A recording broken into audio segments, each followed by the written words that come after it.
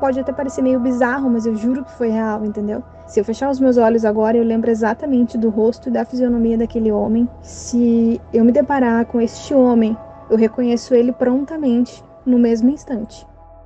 Ele vestia um terno verde musgo, com uma camisa branca e uma gravata na mesma cor do terno. Ele era branco, muito branco. Nos olhamos, ele não proferiu nenhuma palavra, mas ele falou comigo. Ele disse que tinha vindo buscar a chaleira. No dia seguinte, eu já estava quase me questionando se eu não havia sonhado ou cochilado em cima daquela mesa da cozinha. Mas eu mudei de ideia sobre isso quando no final daquela mesma tarde eu fui levada até a sala dos professores, onde haviam 5 pessoas. Os homens estavam com roupas militares, as mulheres com uma roupa normal, tipo um terninho, alguma coisa assim, e a outra mulher tinha um jaleco, como se fosse uma enfermeira, né? Essa médica fez exames básicos em mim, gravaram tudo o que eu relatei. Tipo aqueles gravadores com fita cassete bem pequenininha, sabe? Era nesse gravador que tinha em cima da mesa.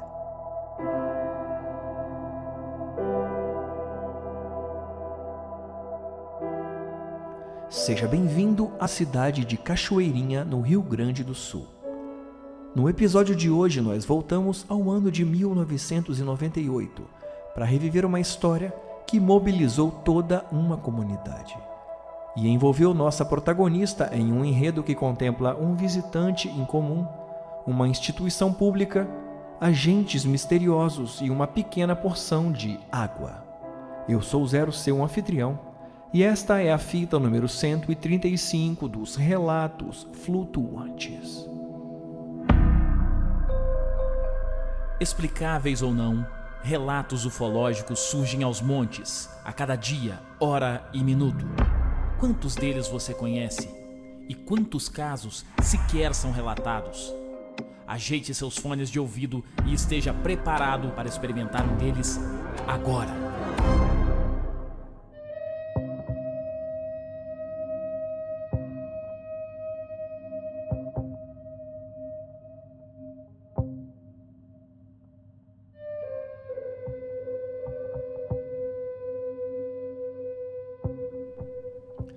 Olá, flutuante, seja bem-vindo de volta à nave. Sabe aquele diretor de cinema que você tanto ama? Ou ainda um roteirista consagrado que te entregou uma obra de arte, porém eles mesmos foram capazes de criar outras obras que não lhe impactaram da mesma forma? Então, isso não é sobre um filme ser bom ou ser ruim, mas sim sobre aquela história alcançar o seu mais profundo cerne. E por motivos que apenas te competem, um laço se cria entre você e o objeto de formas que raramente acontecem de novo. E por que eu digo isso? Para deixar na mesa a ideia de que o que te faz gostar mais ou menos de uma história pode ter muito a ver com o que você entrega para aquela experiência como ouvinte. Ou seja, nós somos como fios desencapados e estamos sempre à procura de algo a nos unir para criar um novo caminho, uma nova direção para aquela corrente. E só agora eu te entrego os pontos. É que no episódio de hoje, de uma forma que nunca antes havia acontecido, tem um relato aqui que me levou para longe, para um lugar onde eu me encontrei totalmente desprotegido, despido de qualquer tipo de segurança. A história de hoje me conectou com o medo que eu tinha quando eu era criança. E por aqui eu vou parar, pois essa foi a minha experiência e eu quero deixar que você tenha a sua, que você tenha uma viagem tão boa quanto a minha. Então eu respiro e te convido a ouvir mais de uma vez essa história, pois acredite, saber o que vai acontecer em cada degrau dessa experiência ativa ainda mais os nossos sensores e eu te garanto, melhora a cada play. E eu não paro por aqui, com o advir dos fatos é bem provável que você encontre semelhanças com outro relato muito famoso da ufologia. Então fica até o final, porque você vai ter respostas. E agora sim, antes de subir a nave, eu te lembro que classificar o nosso programa aí no seu player é uma forma muito legal de ajudar. É rapidinho, é de graça. Agora, se você pode ajudar com R$5 ou mais, então considere se tornar um apoiador através do site apoia.se/relatos flutuantes. Acessando esse link, você tem direito a ouvir imediatamente todos os nossos episódios exclusivos, tem acesso ao grupo secreto no Telegram e tem desconto na nossa loja flutuante, então vale muito a pena se você pode contribuir com R$5 por mês, tá? E o link para isso tudo é o primeiro aqui na descrição desse episódio. Então agora sim, vamos para o que interessa, ajeite seus fones e voa lá, flutuante.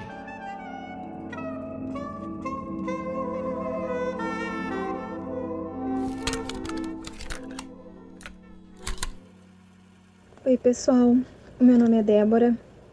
Eu sou aqui da cidade de Cachoeirinha, região metropolitana de Porto Alegre, no estado do Rio Grande do Sul. Hoje eu vou contar para vocês um caso que aconteceu comigo quando eu tinha por volta de 11 anos de idade. Eu chamei esse relato de o caso da chaleira, tá? Chaleira, isso mesmo, vocês entenderam certo.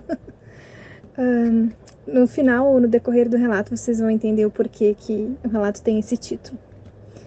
Ele aconteceu comigo quando eu tinha por volta dos 11 anos de idade. Eu estudava numa escola municipal da cidade onde eu moro. A minha mãe trabalhava nessa mesma escola durante os 2 turnos, o turno da tarde e o turno da noite. Como eu estudava à tarde, eu ficava esperando ela até o final do turno da noite, o turno das 22 horas. Naquele tempo eu tinha uma rotina, eu tinha 11 anos, estava cursando a 5ª série. E como eu tinha essa rotina, depois da aula eu ia para a cozinha da escola, o refeitório. A minha mãe trabalhava no refeitório da escola como cozinheira naquela época, né? E eu ficava lá para tomar o café da tarde e jantar. Certa noite, todos na escola eles estavam numa função de mudança de local da biblioteca. Todos os adultos, professores, funcionários, todos estavam envolvidos nisso.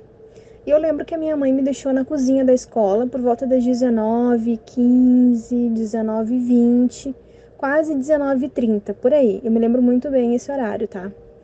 Me deixou sozinha ali e eu estava sentada na bancada da cozinha com um prato de comida e ela deixou no fogão uma chaleira antiga, bem grande e velha no fogo, tá? Era uma chaleira prateada, na cor prata, assim. Ela era daqueles modelos bem antigos, que elas eram bem grandes.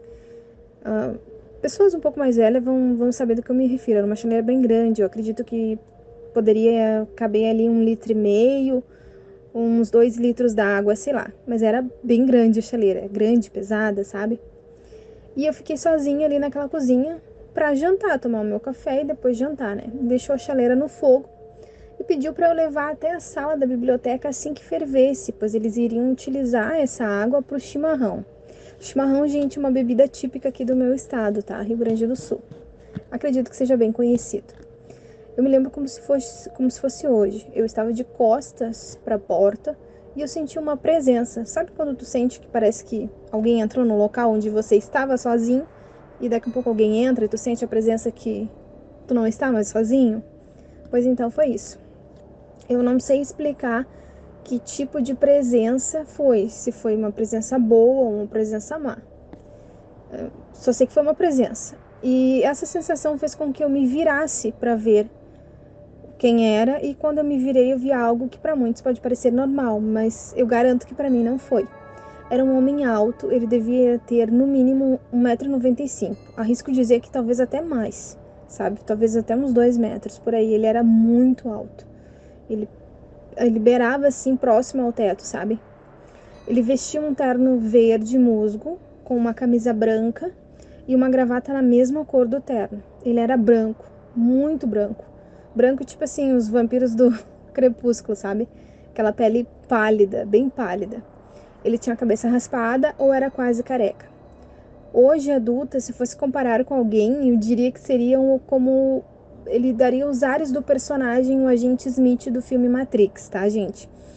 Mas só pra deixar claro, naquela época o filme não havia nem sido lançado ainda, tá? E ele só dava os ares do agente Smith. Ele não era igual ao agente, mas era parecido, sabe? Pois então, o mais surreal disso tudo é que eu não senti medo. Nos olhamos, ele não proferiu nenhuma palavra, mas ele falou comigo. Falou comigo sim. Naquela época eu não sabia explicar, era uma criança de 11 anos. Hoje eu sei explicar, meio que tentando não parecer meio boba, né? Mas acredito que foi mentalmente. Algum tipo de telepatia, ou sei lá o quê. Quando eu falo isso eu dou até risada, sabe? Pois parece mesmo muito surreal e meio que imaginário. Mas eu garanto pra vocês que não foi bem real, tá? E pra não ficar pior ou até mais desacreditável possível, ele disse que tinha vindo buscar a chaleira. Pois então, isso, a tal da chaleira. Aí eu respondi, pode levar. Nesse momento eu percebi que havia algo na mão dele, tá? Eu não soube explicar direito naquela época, e porque eu não era tão observadora quanto eu sou agora, mas eu me recordo que era como se fosse um tipo de estojo metálico. Era metálico e a cor que parecia era uma cor prateada, algo reluzente, meio prateado assim. Então ele pegou a chaleira, ele se aproximou do fogão, pegou a chaleira. Nesse momento eu ainda permaneci sentada na bancada. Ele se virou e saiu pelo caminho até a porta. Vejam bem, nesse curto espaço de tempo entre a mesa da cozinha, a bancada da cozinha no caso, né? E a porta da cozinha, eu me virei e vi ele ainda a caminho da porta, antes dele sair. Eu saí da bancada, fui atrás dele, porque eu me lembrei que a minha mãe pediu para eu levar a chaleira até a biblioteca. Coisa de criança que tem que cumprir a tal da tarefa, sabe? Quando ele desceu o único degrau da porta que tinha, ele sumiu. Porque em segundos eu estava naquele mesmo degrau e eu não achei o tal do homem. Procurei por ele próximo à cozinha, no corredor, no outro corredor, no pátio dos fundos, nada. Eu dei a volta na escola, eu não encontrei o homem. Impossível ele ter saído do pátio da escola, porque tinha apenas 2 portões, né? E a cozinha ficava bem longe dos 2. Eu fui então até minha mãe e os adultos, professores, funcionários, tudo que estavam na biblioteca, e eu contei o acontecido. Inocência de criança, né? Contei o que tinha acontecido. E isso ocasionou uma busca implacável pela escola, com todo mundo envolvido, para achar o tal do homem com a chaleira, né? E o mais impressionante dessa história é que quando eu saí da cozinha, o relógio marcava 21h30. Quase o horário da saída das 2 turmas do EJA que estudavam no horário noturno. A escola de cidadezinha é pequena, apenas tem 2 turmas no horário da noite. Eu sei disso porque a primeira coisa que a minha mãe me disse foi que eles já haviam até esquecido a água fervendo e não tinham lembrado nem de ir na cozinha pegar a tal da chaleira. Ou seja, a percepção que eu tenho é que o meu contato com esse ser foi de menos de 4 minutos. Entre a chegada dele no ambiente da cozinha e até o suposto sumiço dele na porta da cozinha. E quando eu cheguei na biblioteca já eram 21h30. Então eu perdi aí quase 2 horas que eu não sei explicar onde foi parar essa fenda temporal de 2 horas. Eu tentei explicar na época, sendo criança e tudo mais, eu tentei explicar. Porque era uma coisa algo que eu tinha aprendido, entendeu? A olhar as horas no relógio sem ser um relógio digital, e era uma coisa incrível saber olhar as horas, sabe? Lá nos anos 1990 e bolinhas. Todos os presentes que estavam na biblioteca, professores, funcionários, tudo mais, me questionaram a mesma coisa, e eu respondi a todos o mesmo. Ele pegou a chaleira, era em torno de 19h30, porque era a hora do meu jantar, que eu estava sentada para jantar. Ele saiu em direção à porta e ele sumiu. Quando eu cheguei na biblioteca, eram 21h30. E me questionaram o que eu fiz, né? Das 19 até as 21h30. Às 19h30, eu disse, não, mas eu não fiquei esperando até as 21h30. Eu simplesmente, quando eu fui até a biblioteca, era 21h30. Eu expliquei isso inúmeras vezes e todos diziam que eu havia visto a hora errada, ou coisa e tal, sabe? Difícil acreditar, né? Mas isso aconteceu. A única certeza que eu tenho é que quando eu sentei na bancada para jantar eram 19h30. Quando eu cheguei na biblioteca eram 21h30. E eu não fiquei 2 horas andando pela escola. Não levei nem 5 minutos para olhar um corredor e dar a volta na escola, que foi o que eu fiz.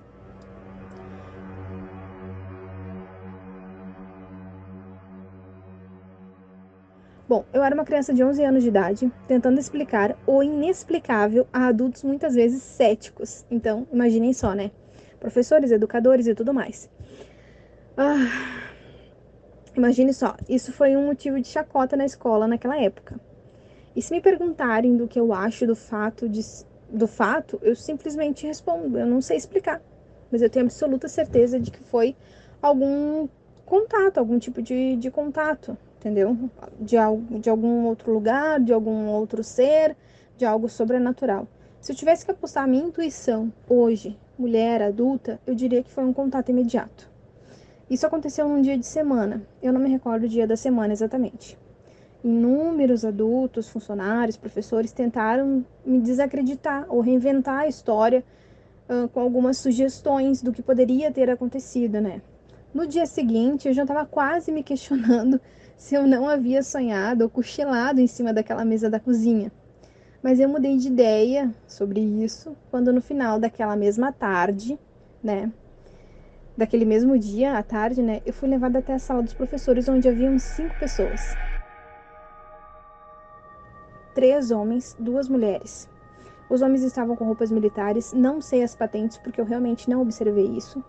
As mulheres com uma roupa normal, tipo um terninho, alguma coisa assim, e a outra mulher tinha um jaleco, como se fosse uma enfermeira, né? Ou uma médica, sei lá. Assim, na minha cabeça de criança era uma médica, tá? Essa médica fez exames básicos em mim, tipo aqueles exames de triagem, quando a gente vai no médico, sabe? Depois que ela acabou, eu tive que contar toda a história para todos eles. Me fizeram contar a história, tipo assim, umas 4, 5 vezes, desde o começo. Gravaram tudo que eu relatei. Tipo aqueles gravadores com fita cassete bem pequenininha, sabe? Era nesse gravador que tinha em cima da mesa. Depois eu perguntei pra minha mãe por que aquelas pessoas queriam saber sobre aquele sumiço da chaleira. Ela me disse que nem ela sabia, que a escola mal tinha explicação para aquilo, que ninguém sabia responder. Hoje, atualmente, depois de alguns anos mais adultas, relembrando esse caso, eu conversei com a minha mãe, né? Minha mãe tem 63 anos atualmente. Lembrando o acontecido, ela me disse que ficou muito impressionada, não com o meu relato, mas com a aparição daquele grupo de 5 pessoas que apareceram do nada na escola, se apresentando como representantes do governo. Na época eu não soube disso, minha mãe me relatou isso agora, entendeu? Que eles se apresentaram como representantes do governo. Agora que eu digo assim, depois de adulta, né? Eu questionei a minha mãe, né, perguntando por que deixaram conversar comigo sem muita explicação, né? Ela disse que foi algo surpreendente. Naquele tempo era uma coisa, não tinha tanto protocolo para muitas coisas, entende? Entraram, informaram, falaram com a escola deixou conversar com a aluna, ela era a mãe responsável, também deixou. E o mais impressionante de tudo isso é que isso foi no outro dia, foi em 24 horas, sabe? E segundo ela, era um caso bobo de sumiço de chaleira. Minha mãe atribuiu isso ao fato de ser uma escola numa área rural, sem muita comunicação na época. Tinha celular, né? Mas era só aqueles tijolões e não era todo mundo que tinha, né? Mas telefone fixo tinha, a escola possuía o telefone fixo. Eu não sei, o relato pode até parecer meio bizarro, mas eu juro que foi real, entendeu? A minha mãe não sabe explicar como essas pessoas apareceram. Ninguém sabe explicar por que essas pessoas vieram e nem por que essas pessoas apareceram. Na verdade, ninguém parece que indagou dessas pessoas qual era o intuito delas, né? Com aquele caso, daquele sumiço daquela chaleira, né? Mas eu garanto pra vocês, isso aconteceu comigo. Eu jamais esqueci o rosto daquele homem. Se eu fechar os meus olhos agora, eu lembro exatamente do rosto e da fisionomia daquele homem.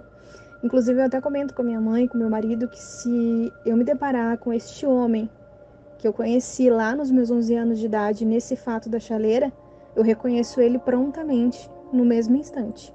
Porque é algo que ficou muito marcado em mim, sabe?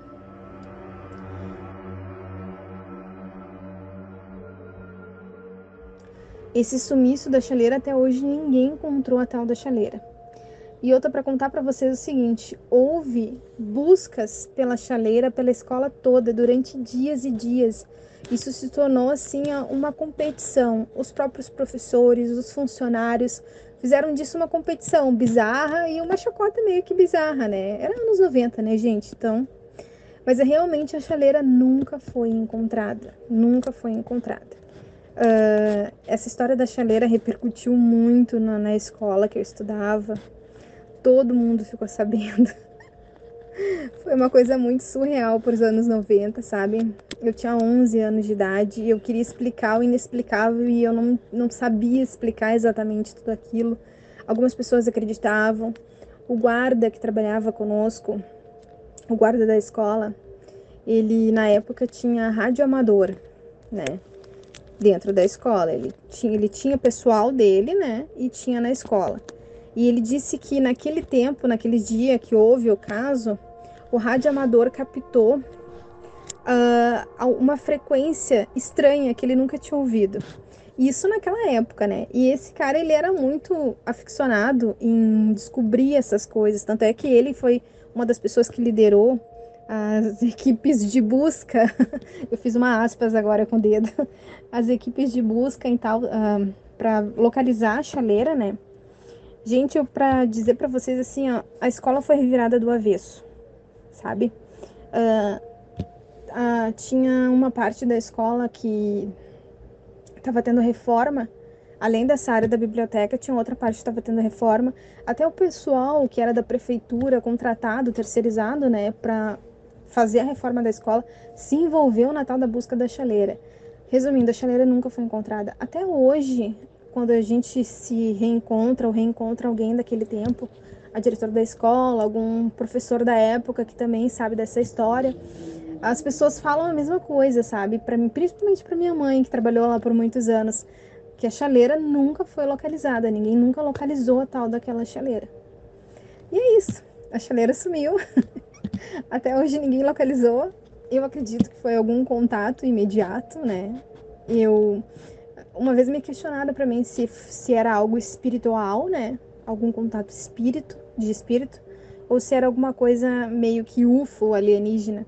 Eu disse que estava muito mais para alienígena do que para espiritual, né? Eu não tinha a sensação de que fosse espiritual, até porque foi muito real. Era muito, muito, muito real mesmo, foi muito real. E a sensação que eu tenho, e eu falo disso porque a fisionomia daquele homem, quando eu lembro hoje na minha cabeça, era humana. Mas sabe quando é um humano que a gente vê em filme que tem um traço, um leve traço ou outro que diferencia do ser humano? Eu não sei explicar, mas existia naquele homem um traço ou outro que te fazia essa diferença, sabe? Bom, o episódio ainda não acabou, mas eu agora preciso tomar a palavra um pouquinho para te falar de um assunto que eu prometi lá no começo. É que ao ouvir a história da Débora pela primeira vez, eu me lembrei imediatamente de um dos relatos mais importantes da ufologia brasileira, o caso Lins, também conhecido como o caso da Maria Sintra, ou Maricotinha. A visita de um ser, o pedido pela água, uma garrafa ou um objeto prateado em sua mão. Enfim, nesse ponto eu achei importante perguntar para ela se ela conhecia esse caso. Então eu mandei um link para ela de um episódio e a resposta foi essa aqui, ó. Nossa, eu acabei de ouvir o relato e eu tô muito impressionada. Muita semelhança, muitas coisas parecidas. Eu nunca tinha ouvido algum outro caso assim tão parecido. Tem uma coisa ou outra que destoa, claro, mas, por exemplo, na chaleira que eu tinha lá no fogo, essa chaleira tinha água. O rapaz, o ser esse que eu vi, ele tinha algo metálico e parecia realmente como se fosse um tipo de garrafa, um formato cilíndrico, assim como se fosse uma garrafa, prateado com detalhes diferentes também. Eu não relatei essa parte, mas não tinha detalhes diferentes nesse negócio, nesse objeto que ele carregava. E ela também relatou a mesma coisa, incrível isso. Claro, eu não avistei nenhuma nave alienígena nem nada, né? Mas o fato do cara ter sumido e ter ficado aquela fenda temporal. E aí escutei o podcast até o final, né? E aí eles fazem uma comparação, inclusive eles falam do caso do Billy Meyer, né? Que o Billy Meyer diz que voltou no tempo, avançou no tempo e tudo mais. E tudo relacionado a esse contato com esse tipo de alienígena. A característica também é muito parecida. Pele clara, no caso alto, porque eles relataram outros casos também parecidos ali, né? E eu achei incrível a grande semelhança, muito semelhante mesmo. Outra coisa também semelhante e legal, eu acredito que talvez essa senhora, 50 e poucos anos de idade, não soube se expressar, assim como eu também não soube me expressar na época, porque era muito criança. Hoje eu me expresso dizendo que a conversa que eu tive com ele foi mentalmente. Eu acredito que talvez ela também tenha tido uma conversa meio que mental com aquela mulher, entendeu? Só que ela não soube explicar. Pra ela, a mulher tava só resmungando, entendeu? Mas eu achei super interessante. Nossa, eu nunca tinha visto nada. Achei que era uma coisa muito bizarra que tivesse acontecido somente comigo. Mas não, tem outros relatos dessas criaturas nessas características com outras pessoas. Achei isso muito incrível. Adorei o relato.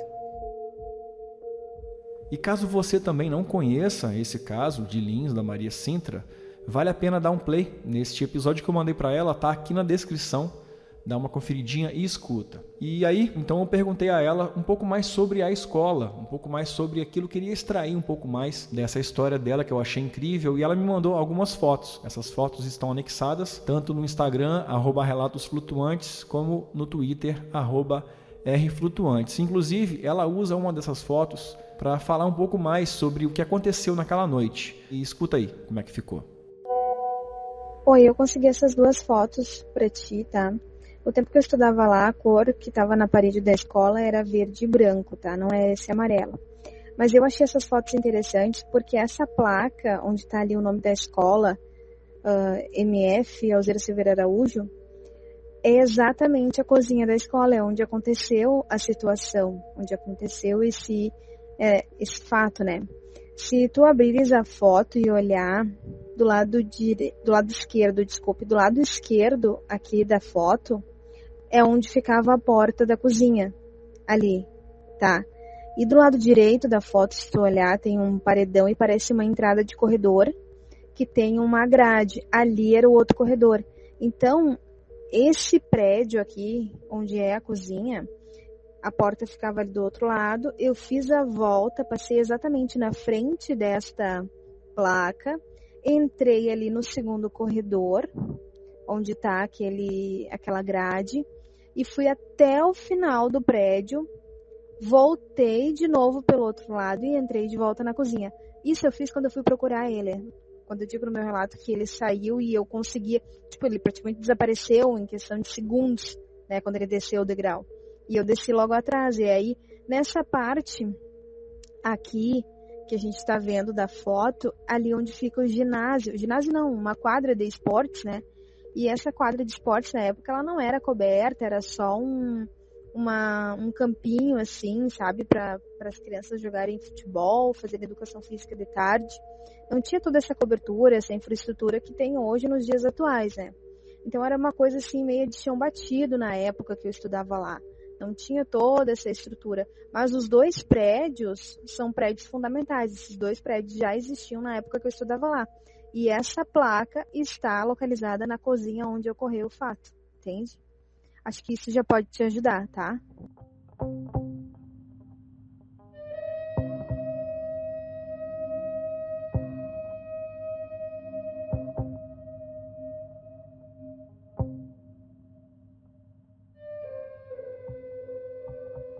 E é isso. Esse é o meu relato. Deixo esse relato aí pra vocês.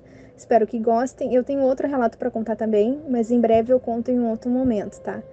Foi um avistamento que eu e a minha tia vimos nessa mesma cidade onde eu moro, tá? Mas isso é uma outra história para um outro momento. Agradeço a oportunidade aí de poder contar. Espero que vocês gostem também e que curtam a história, porque embora meio bizarra, né? Por se tratar de uma chaleira, mas realmente foi um caso bem real. Um abraço para todos.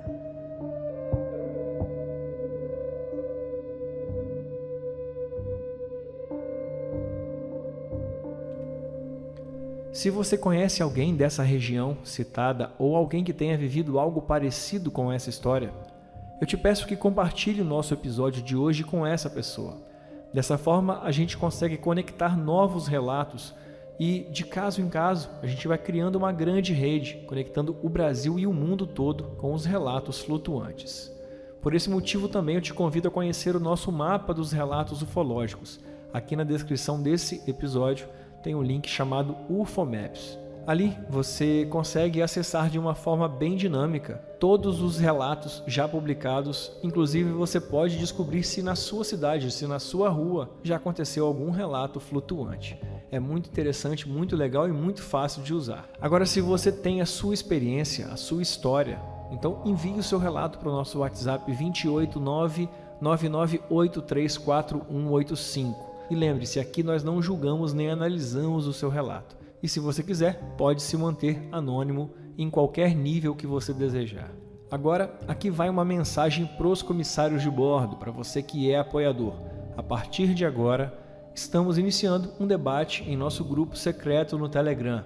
Tá? Se você já é um apoiador e ainda não está no nosso grupo, clica no primeiro link aqui e vai aparecer o convite lá no mural do Apoia-se. Se você ainda não é um comissário de bordo, mas quer participar do nosso grupo secreto, te lembro que se tornando um comissário de bordo, o convite do grupo já vai ser liberado imediatamente e você pode fazer parte do nosso debate nos episódios aqui semanalmente. E por falar em tripulação, eu quero dar as boas-vindas aos novos comissários de bordo que chegaram essa semana, Karina e Bruno. E também ao novo copiloto Germano, que veio para somar aqui na produção e está sentado pertinho da cabine. Gente, muito obrigado pela ajuda de vocês mais uma vez. Eu espero que vocês estejam com o cinto bem apertado, porque o voo vai ser de uma semana. Na quinta-feira a gente está de volta com mais relatos flutuantes. Então não se esqueçam, nós somos uma nave.